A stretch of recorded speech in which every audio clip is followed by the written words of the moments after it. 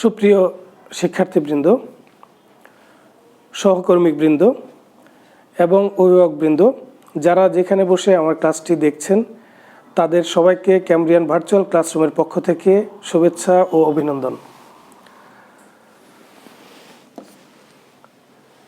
আমি আবু নঈম মুস্তফা, সহযোগী অধ্যাপক, ক্যামব্রিয়ান কলেজ, ঢাকা।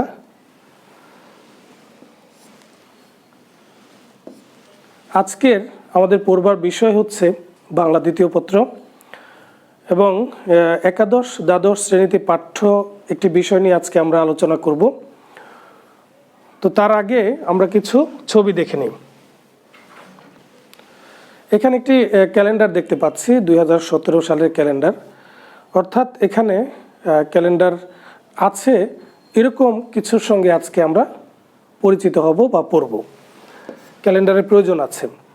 এখানে দেখতে পাচ্ছি যে একজন ব্যক্তি খুব নিরিবিলিতে বসে তিনি কিছু একটা লিখছেন।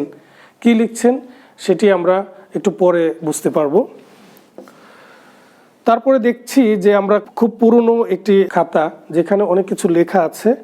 আমরা দেখেই বুঝতে পারছি যে এটি একটি পুরনো দিনের স্মৃতি ধরে রাখা হয়েছে, এরকম কিছু।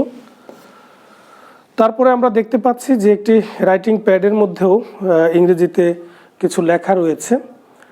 তো সব কিছু মিলিয়ে আমাদের আসলে কি মনে হচ্ছে যে আজকে আমরা কি পড়ব? একে তো হচ্ছে তারিখ, বার, সময়, দ্বিতীয়ত নিরিবিলিতে লেখা, তৃতীয়ত পুরনো দিনের বিষয়টাকে স্মরণ করা বা স্মৃতিকে ধরে রাখার জন্য লেখা, তারপরে চতুর্থত আমরা দেখতে পেলাম যে কেউ একজন কিছু লিখে গেছেন। তাহলে সব কিছু মিলিয়ে আমাদের কি মনে হচ্ছে? ছাত্রছাত্রীবৃন্দ, তোমরা নিশ্চয়ই বুঝতে পারছো যে আসলে আমরা আজকের পাঠ আমাদের কি হবে। আমাদের আজকের পাঠ কি হবে এবং অত্যন্ত গুরুত্বপূর্ণ একটি বিষয়, সেটি আমরা জানি যে আজকের পাঠ আমাদের দিনলিপি। দিনলিপি শব্দটি শুনলে অনেকেই হয়তো ভেবাচাকা খেতে পারো, কারণ দিনলিপি আবার কি? আমরা ইংরেজিতে যেটাকে ডায়েরি বলি, বাংলায় সেটি হচ্ছে দিনলিপি। ডায়েরি রাইটিং আর বাংলায় হচ্ছে দিনলিপি লিখন। আজকের এই পাঠ শেষে আমাদের শিক্ষার্থীরা কি শিখবে বা কি জানবে, তাদের আউটকামটা কি হবে, সেটা আমরা এখানে একটু আগেই একটু দেখে নিতে চাই যে দিনলিপি কি তা বলতে পারবে, প্রথম কথা। দ্বিতীয় কথা হচ্ছে দিনলিপি লেখার নিয়ম উল্লেখ করতে পারবে, কিভাবে দিনলিপি লিখতে হয় সেই নিয়মটি তারা উল্লেখ করতে পারবে।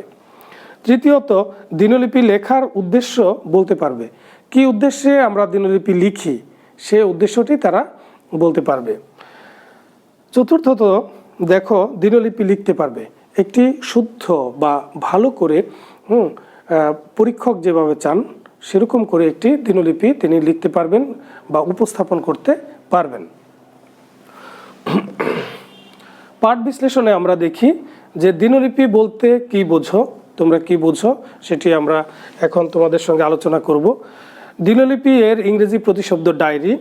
কোনো ব্যক্তির প্রাত্যহিক জীবনে জীবনযাত্রার ঘটনাক্রমের সুলিখিত রূপকে দিনলিপি বলে। একটি দিনলিপিতে সাধারণত একদিনের ঘটনায় উল্লেখ থাকে এবং প্রাত্যহিক জীবন বা জীবনযাত্রার ঘটনাক্রমের সুলিখিত যে রূপটি সেটিকে আমরা দিনলিপি বলি এবং ইংরেজিতে এটিকে ডায়েরি হিসেবে উল্লেখ করা হয়। দিনলিপি লেখার উদ্দেশ্য কি? আমরা দিনলিপি যে লিখব, কি উদ্দেশ্যে লিখব বা আমাদের আউটকামটা কি আসতে পারে এখান থেকে?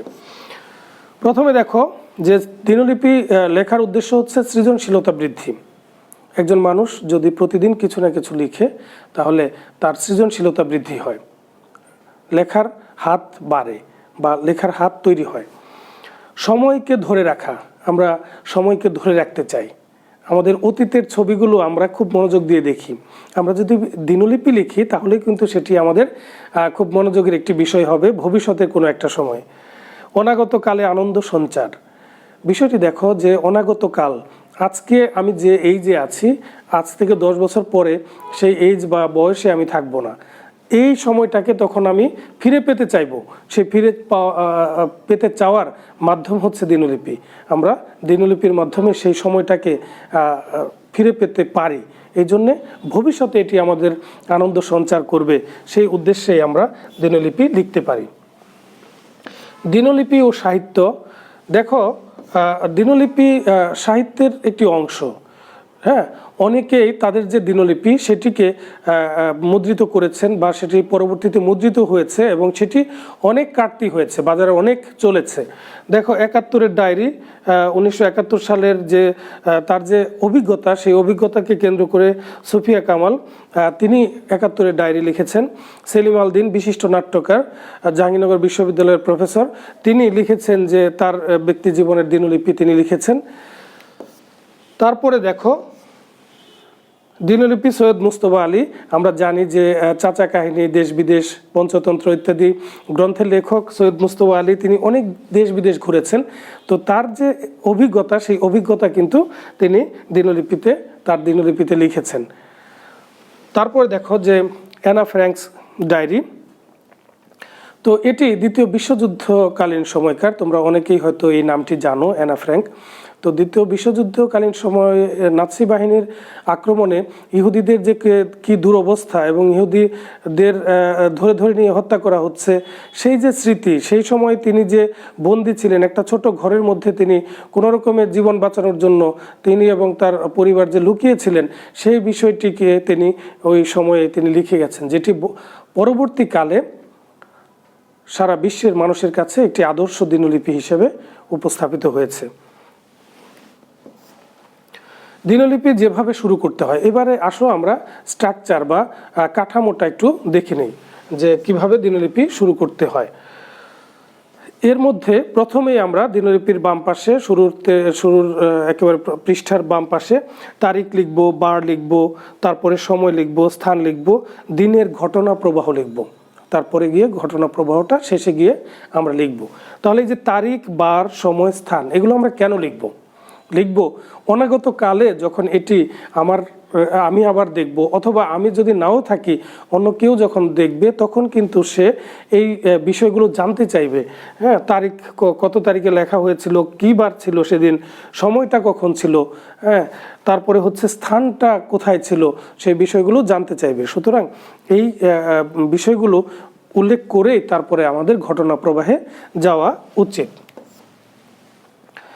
লক্ষণীয় কিছু বিষয় আমাদের এখানে লক্ষ্য করতে হবে, যেগুলো দিনলিপি লেখার ক্ষেত্রে আমাদের অত্যন্ত কাজে দেবে। দিনলিপি লিখনের ক্ষেত্রে যেসব বিষয় স্মরণ রাখা আবশ্যক: ১. দিনলিপি রচনার জন্য প্রদত্ত ব্যক্তি পরিচয় বা অবস্থাকে ভিত্তি করে একটি পুরো দিনের সম্ভাব্য ঘটনাবলী মনে গুছিয়ে নিতে হয়। আমরা মনের মধ্যে গুছিয়ে নিব ঘটনাটা, তারপরে লেখা শুরু করব। দিনের ঘটনা প্রবাহ থেকে কেবল উল্লেখযোগ্য ঘটনাবলী নির্বাচন করে নিয়ে দিনলিপি রচনা করা হয়। অনেক ঘটনা করতে পারে, সেখান থেকে আমরা উল্লেখযোগ্য ঘটনা লিখব। দিনলিপিতে একটি দিনের ঘটনাবলীর উল্লেখ থাকে, তবে প্রসঙ্গক্রমে অতীতের ঘটনা আসতে পারে। তাহলে বিষয়টি ক্লিয়ার হয়ে গেল যে সাধারণত একটি দিনের ঘটনা উল্লেখ থাকে, তবে প্রসঙ্গক্রমে অতীতের ঘটনাও আসতে পারে। লেখার শুরুতে সেদিনের তারিখ, লেখার সময়, স্থান উল্লেখ করতে হয়, যেটা আমরা ইতোপূর্বে বলেছি। দিনলিপি বক্তা পক্ষে বা উত্তম পুরুষে আমি আমরা লেখা হয়। বর্ণনায় রচয়িতার প্রত্যক্ষ উপস্থিতি থাকে। তাহলে এই বিষয়টা ক্লিয়ার। ব্যক্তির একান্ত ঘটনাবলী লিপিবদ্ধ করা হয় বলে এর সূচনা ও সমাপ্তি ব্যক্তির রুচি বা তাৎক্ষণিক ধ্যান ধারণার উপর নির্ভর করে। একজন ব্যক্তি তার নিজের ধ্যান ধারণার মধ্য দিয়ে তিনি এটি শেষ করেন বা শেষটা নির্বাচন করেন। 7 নম্বরে দেখো, দিনলিপিতে ভাষার ব্যবহার রচয়িতার মেধা ও চেতনার উপর নির্ভরশীল। সাধারণত আন্তরিক রচনাভঙ্গিতে সহজ স্বাভাবিক ভাষায় দিনলিপি লেখা বাঞ্ছনীয়।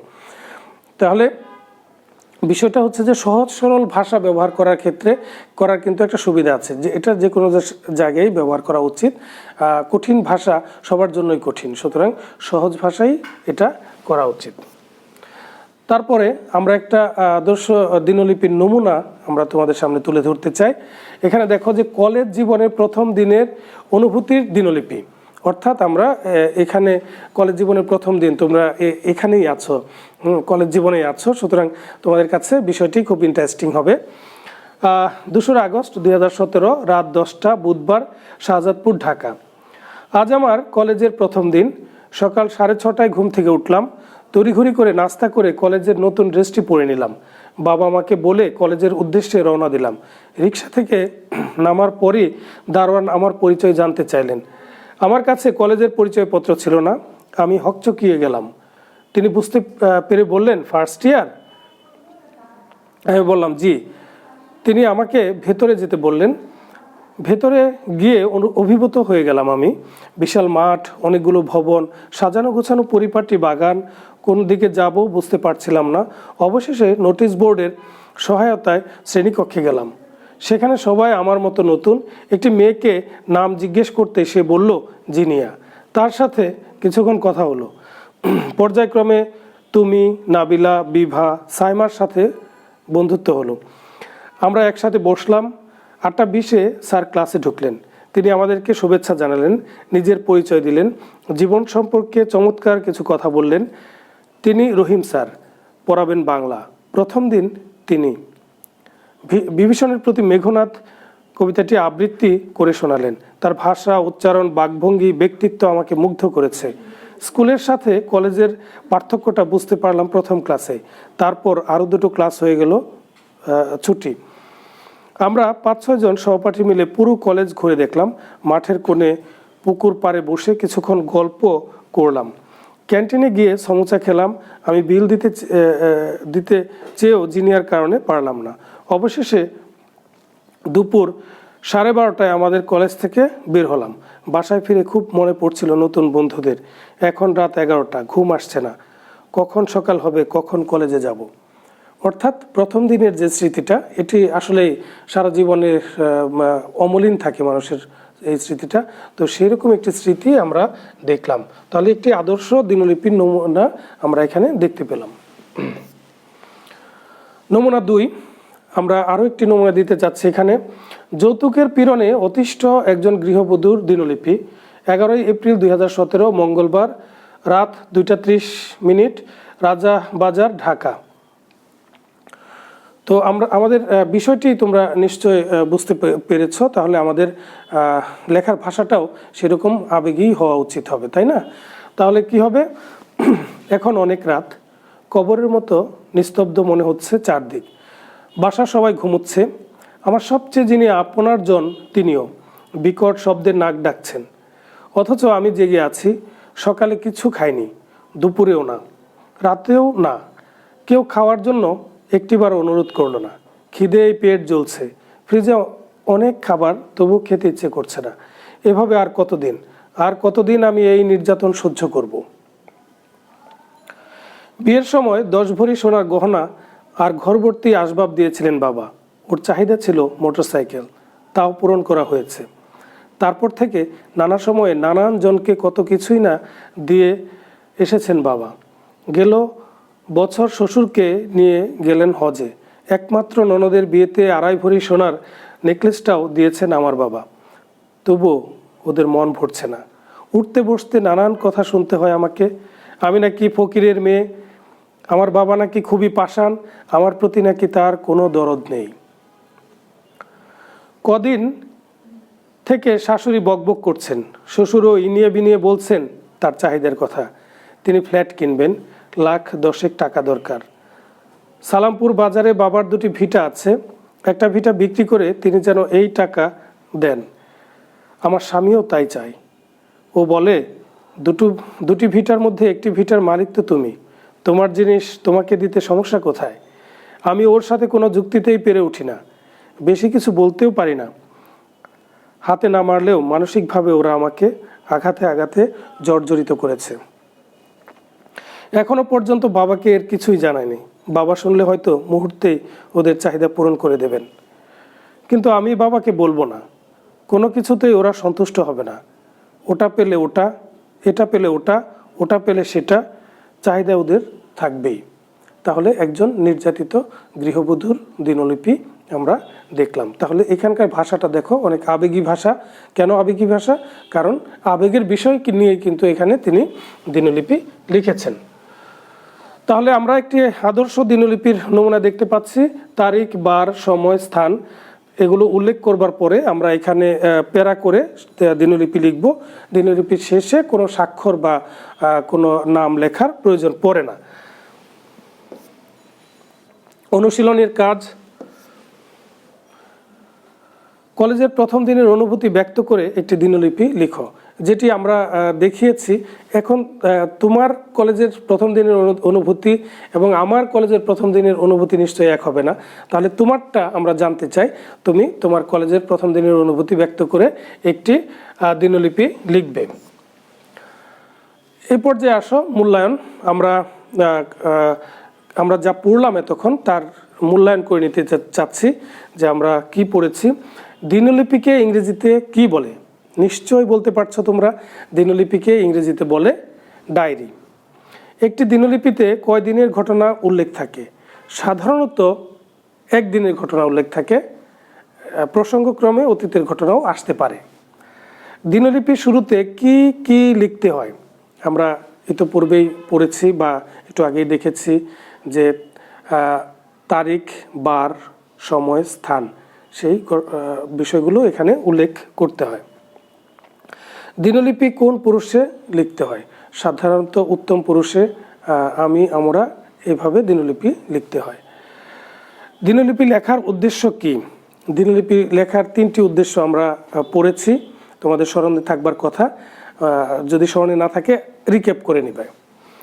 নিয়মিত দিনলিপি লিখলে ভবিষ্যৎ জীবনে কোন কোন বিষয়ে লাভবান হওয়া যায়? দেখো, একটি হচ্ছে যে নিয়মিত যদি কেউ দিনলিপি লিখে তাহলে সে তার সাহিত্যিক একটা প্রতিভা তৈরি হবে, লেখার হাত তৈরি হবে। দ্বিতীয়ত, সে কিন্তু তার ঘটনাবলীকে সে তুলে রাখছে বা ধরে রাখছে। ভবিষ্যৎ জীবনে গিয়ে সে কিন্তু সেটিকে আবার দেখতে পারবে।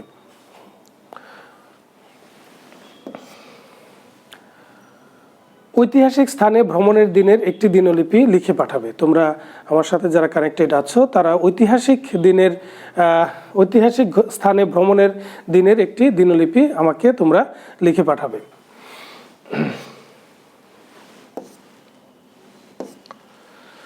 সুপ্রিয় শিক্ষার্থীবৃন্দ, অভিভাবকবৃন্দ এবং সহকর্মীবৃন্দ, যারা এতক্ষণ আমার সঙ্গে যুক্ত ছিলেন, আমার ক্লাসটি যারা উপভোগ করেছেন, তাদের সকলকে আমার পক্ষ থেকে এবং ক্যামব্রিয়ান কলেজের পক্ষ থেকে শুভেচ্ছা জানিয়ে আজকে আমি আমার ক্লাসটি এখানে শেষ করছি।